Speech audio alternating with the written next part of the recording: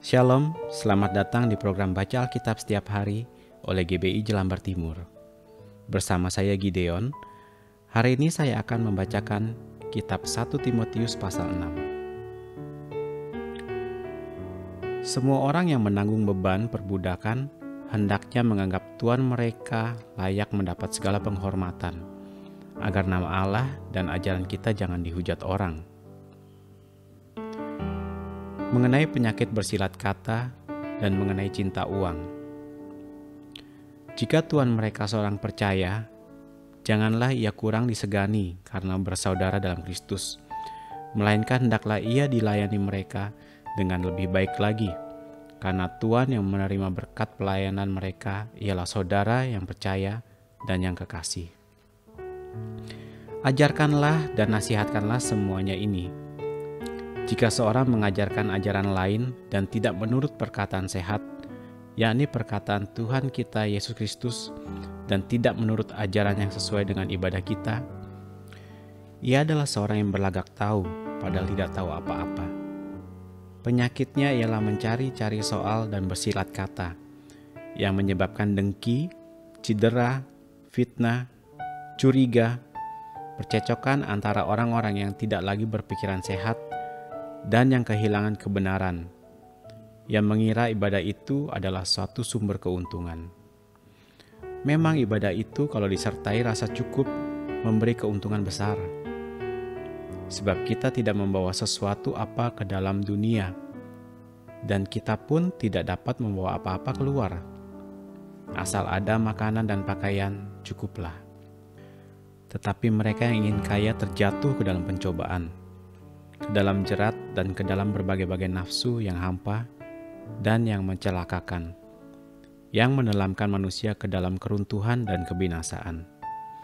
Karena akar segala kejahatan ialah cinta uang, sebab oleh memburu uanglah beberapa orang telah menyimpang dari iman dan menyiksa dirinya dengan berbagai-bagai duka.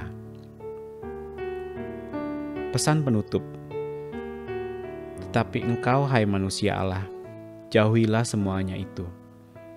Kejarlah keadilan, ibadah, kesetiaan, kasih, kesabaran, dan kelembutan.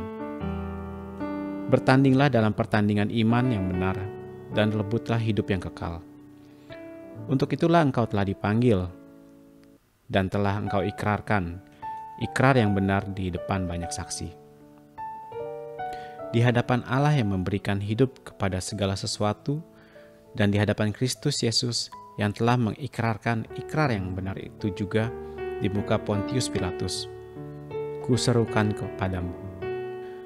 Turutilah perintah ini dengan tidak bercacat dan tidak bercela, hingga pada saat Tuhan kita Yesus Kristus menyatakan dirinya, yaitu saat yang akan ditentukan oleh penguasa yang satu-satunya dan yang penuh bahagia, Raja di atas segala raja, dan Tuan di atas segala tuan.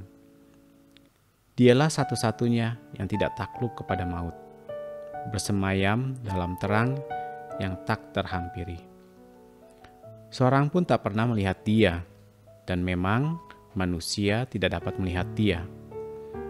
Baginyalah hormat dan kuasa yang kekal. Amin.